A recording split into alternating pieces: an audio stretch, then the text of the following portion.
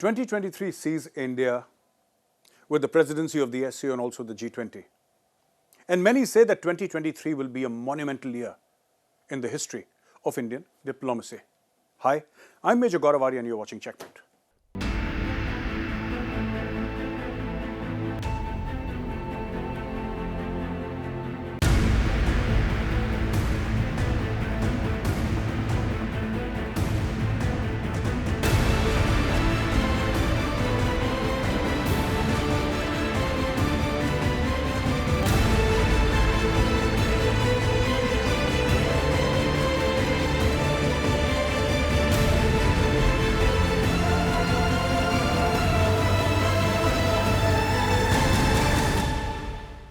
Very recently, the Prime Minister of India, Prime Minister Modi, held what is known as the Voice of Global South Summit. Now, what is the Global South? Ladies and gentlemen, these are countries which are generally in the Southern Hemisphere, countries which are poor, countries which the Prime Minister said, and Dr. Jaishankar has reiterated again and again on every stage, that these countries have no voice, they're poor countries, they don't have the kind of economic or diplomatic clout that other richer countries have or countries in the West have. And India has said that India will use the G20 platform. India will use this very, very important and perhaps the most important multilateral platform in the world today after the United Nations to speak for the Global South. And this is what the Prime Minister said in Voice of Global South Summit, which concluded recently. And he said, "Your voice is India's voice." And I'm reading from here. He says, "Your voice is India's voice. Your priorities are India's priorities." In essence, the Prime Minister of India is promising the Global South, these poor countries, that in India you will have a voice on the global platform. In India, you will have a friend that speaks about your priorities, and India will make your priorities our priorities. This is also largely to tell the world that India has arrived on the global stage as far as diplomacy and as far as the economy is concerned. This is also to tell people that in an indirect manner, that platforms like the United Nations that are almost 8 decades old have done precious little for poor countries. They have done precious little for the Global South. And it is incumbent upon India, it is India's responsibility to be the voice of those poor countries who cannot speak on their own. Countries that don't have a standing in the United Nations, countries that will never be heard, countries that remain poor. The Global South has countries that are in a state of perpetual conflict, some of them their own making and some of them from outside. There is outside interference. For example, in Africa, there is so much of mineral wealth that it is in the interest of certain Western countries to keep Africa in a perpetual state of conflict. But then who speaks for the Africans? Who will speak for the other marginalized countries of the world who have no voice, who deserve to be heard? It is India. This is India's, I think, one of the many steps that India has taken towards diplomatic superpower status. The second news that I'm going to discuss with you is Pakistan has decided to dispatch, and has already dispatched in the past, but this is new, 159 containers of 155 mm ammunition. Now, 155 mm is essentially artillery ammunition, medium artillery ammunition. In India, we use this on various platforms, but most famously on Bofors. I'm sure all of you have heard about Bofors. You've heard about what the Bofors did, what fantastic work the artillery the Bofors did in the Kargil war, and that is the mainstay of our artillery even today, and that is the caliber used by Bofors, and it's a worldwide accepted caliber. Now, Pakistan is selling weapons to Ukraine. This itself is not news because Pakistan will sell weapons to the highest bidder anywhere in the world. They have sold their nuclear technology, and weapons everybody sells. India sells weapons. So what is Pakistan's crime? Let me break it down for you. My friends, Pakistan's crime is that for the past many years, Pakistani media, Pakistani television, even the Pakistani army for that matter, ISPR, has been saying that we are partners with Russia. They've been trying to sell this concept to a world which does not know Pakistan, a world that is not familiar with Pakistan's shenanigans, that a new bloc is coming up. That is what they say, a new bloc is coming up, a bloc in which there is Pakistan, there is China, there is Turkey, and maybe Malaysia, one or two other countries. And this bloc is going to be a parallel power center. This is what Pakistan has been telling the world. Imran Khan actually went on the eve of the Ukraine war Imran Khan actually went and he met Vladimir Putin and he swore undying friendship. He did this on the eve of the war. He came back within 24 hours, war was declared, and Russia invaded Ukraine. Now, what Pakistan is doing is, it is taking money from the United States of America.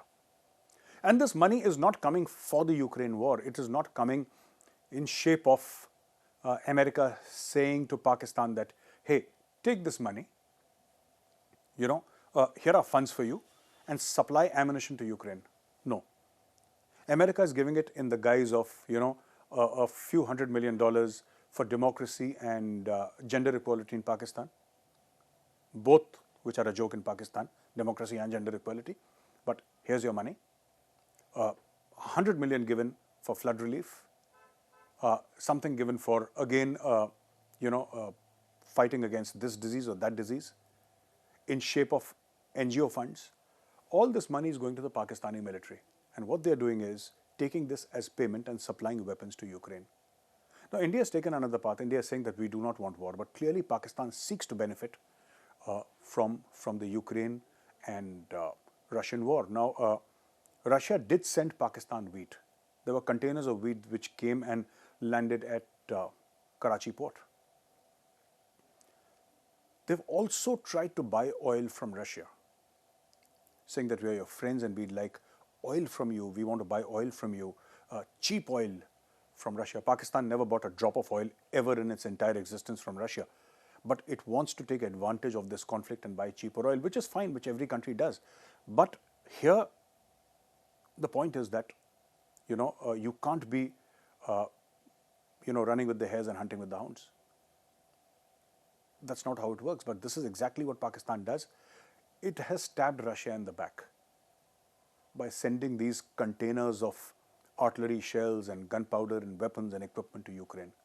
It is fueling conflict in the neighborhood of Europe. And the world is watching. India should take this up very, very strongly.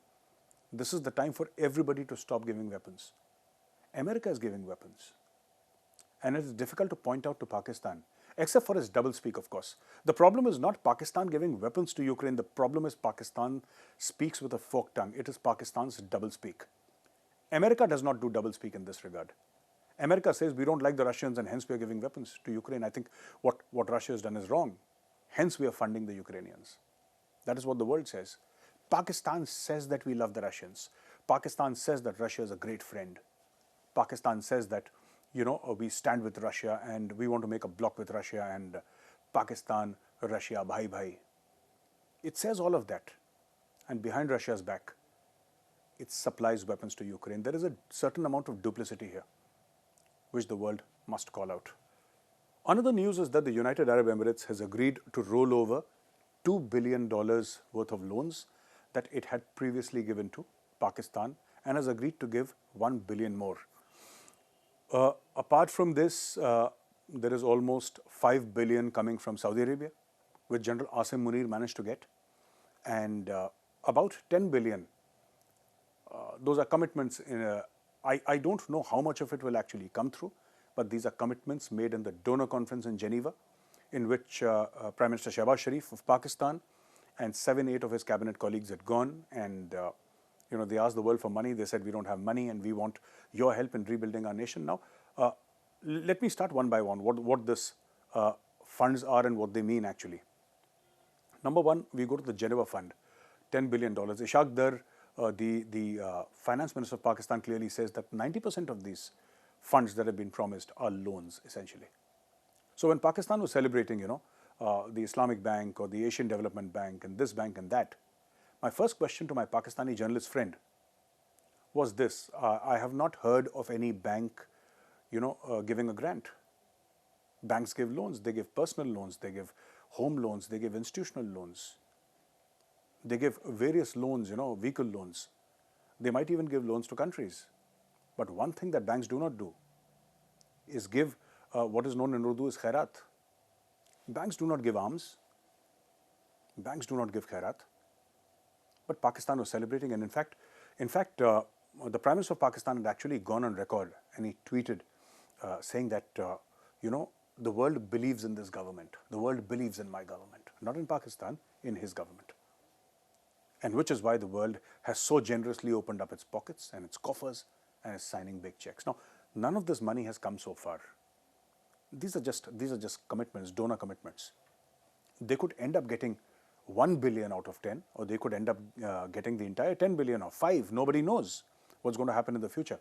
But not all of these things will be given in form of hard cash. A very small element is going to be hard cash. This could be in terms of rebuilding roads. This could be also in terms of giving medicines, building schools, building highways, and a lot of other things that a country would require, which is undergoing reconstruction. Pakistan has honestly suffered a lot of damage after these floods. If you go back 2-3 years, Pakistan got billions of dollars to fight COVID. What happened? There is no accounting for that money. And even in Geneva, there was a question raised that, we don't trust you. We don't trust the Pakistanis. What are you going to do with that money? And Shehbaz Sharif had to step in and say that we are okay with, a third-party intervention in this regard. We are okay with a third-party audit. That is such a shameful thing for the head of state to say. This question should not have been raised, but it was raised because people know of Pakistan's past. Money has been given for polio eradication, for child's education, girls' education. It has been given for clean water, clean energy, for everything. And none of this money actually makes it to things happening on ground. Pakistanis don't develop anything out of this. There is no infrastructure developed out of this, and common Pakistanis don't benefit. All this money finds its way to, London and Dubai and Canada and the United States of America. All this money is taken away by the leaders outside and used for personal gratification. Now, this is something that Pakistan needs to watch out for. The world has had enough of Pakistani shenanigans, stealing money, aid money. Sometimes, give us money to fight terrorism. So somebody signs a check for a few $1 billion, and Pakistanis, at least their ruling elite, are good for a couple of years. Then again, give us money for an earthquake, give us money for floods, give us money for COVID, give us money for this and that. And they always have something or the other, some excuse, some hook by which they can get money from the world. So this is about the Geneva conference. Now, there is another thing about General Asim Munir, the current chief of army staff going to Saudi Arabia now. He was received in a tent by Mohammed bin Salman, the crown prince and the prime minister of Saudi Arabia. He was received inside a tent, and he was given money. These are $5 billion odd dollars. And, some of them are loan rollovers, some of them are deferred payment on oil, and some of them is cash. But the fact of the matter is that just imagine what kind of shape the country is in. Their army chief has to go to various friendly countries and beg in the name of religion. China has honestly refused, even in the Geneva conference, which I spoke about a few minutes ago. China was a country that had written a check for around $100 million, equal to what the Americans gave. That is among the lowest contributions. So China is not very impressed with Pakistan's pleas for funds. China is not giving any more money to Pakistan, and honestly, $100 million for China is pocket change. Now, the third thing which is happening is loans coming from other countries in various shapes, and people trying to attract money. Like, for example, UAE talking about $3 billion. Now, $2 billion out of that 3 is a rollover, which means there is an earlier loan, and UAE will not charge interest for a couple of more years on that. And $1 billion is an additional loan. So my question is, where does Pakistan go from here? We are not hearing of any great economic policies. Even during Imran Khan's time, there were no great economic policies. Ditto for Ayub Khan, Pervez Musharraf, Benazir Bhutto, any of these leaders. No fantastic economic policies. No team put in place who can drive those policies. There is no taking the parliament or the people into confidence that, we are passing through tough times. People take money, they disappear, and as they say in English, the people of Pakistan are left holding the baby. So here is what it is, and here is where it stands. Today, Pakistan is getting money from various donors in the world. Pakistan has no means of paying back this money because it has obviously no means of paying back the previous loan that it has taken. As I speak today, Pakistan's foreign exchange reserves have fallen below $4.5 billion, and Pakistan has, import money for just 2.5-3 weeks. Technically, Pakistan is already defaulted because out of those $4.5 billion that it does have, $3 billion is given by Saudi Arabia on the condition that Pakistan will not spend that money. And the rest of that money is being given by China. Pakistan actually does not have money of its own. There are commercial dollars in banks, but that cannot be used except in a state of dire emergency like they did after the nuclear blasts that Pakistan conducted. Pakistan was down in the dumps and they said, okay, we'll use this money, and they stopped people taking dollars. They took people's money, Pakistani that saved their hard-earned dollars, and they took that money. And this is what Ishaq Dar actually hinted at. And then he withdrew his statement. He made a U-turn. Now people are learning from Imran Khan the art of the U-turn. But this is what Ishaq Dar said. He said, no, our foreign exchange reserves are around $11 billion because count the money in the commercial banks. And next day, the stock market fell by a few hundred points because everybody was scared. They thought that Ishaq Dar had an eye on their pocket. Now, ladies and gentlemen, this is the core of Pakistan's problem. There is no policy to address their economic fall or their economic decline. There is no policy. There is no policy about how they will improve their exports, how they will groom the next level of IT engineers, how they're going to get more money, what do they export to the world. It is just about one prime minister taking over, appointing his army chief, and then asking everybody to go across the world and beg. Somebody is begging in Saudi Arabia, somebody is begging in the United States of America. There is a team that is begging in the United Arab Emirates, somebody is begging from China, and they pass the begging bowl all around the world. Now, this gets them through for 3-4 months. And after that, again, they start begging. Pakistan does not have the money to pay interest on the loans they've taken in the past. The country's foreign exchange reserves are $4.5 billion. And what they need to pay back to the world is more than $150 billion. This is Pakistan's, actual economic state. There are food riots, by the way, in Pakistan. I'm sure you've seen the videos. And if you haven't, why don't you see this video again?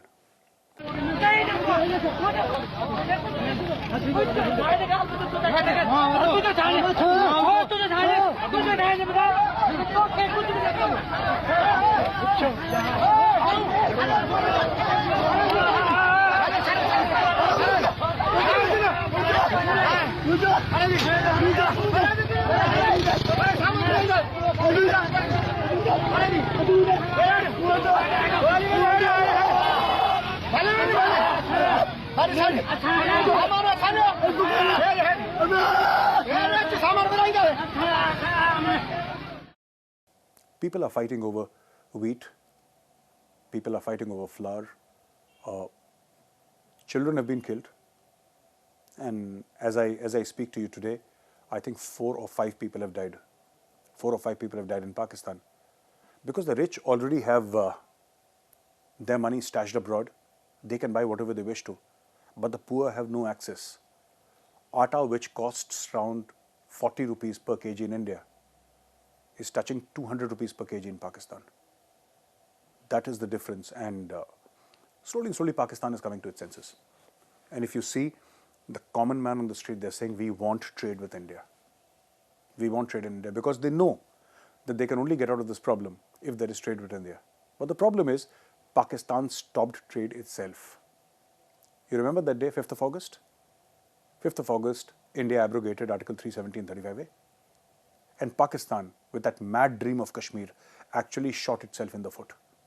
And all that is happening in Pakistan, their economy, their diplomacy, the food riots, everything has one fundamental background. And that is Pakistan's obsession with being a national security state and Pakistan's obsession with Kashmir. Speaking about loans in Pakistan, ladies and gentlemen, what has happened is that, Saudi Arabia has signaled that it could provide up to $11 billion of loans. And they said that they will provide a similar package, if not the same, but a similar package even to Egypt, which is facing a problem. $11 billion, what does this mean for Pakistan actually? Is it a check of $11 billion? Certainly not. So many of this amount of money promised, much of this so-called $11 billion are rollovers. They're deferred payments on oil. There will be some cash component also. There will be some cash which they can spend, some cash that they can keep in their kitty and show the people that we have foreign exchange reserves. And why is Pakistan in such a problem? Because Pakistan has not fulfilled the obligations of the IMF. The IMF had said raise gas prices, which they finally have, by the way. 75% gas prices have been raised with retrospective effect, but they had not done that earlier. The IMF said increase price of fuel. Now, what Pakistan is doing in this regard is ignoring IMF because everybody wants to become the Prime Minister. When you increase prices, you become unpopular with the people.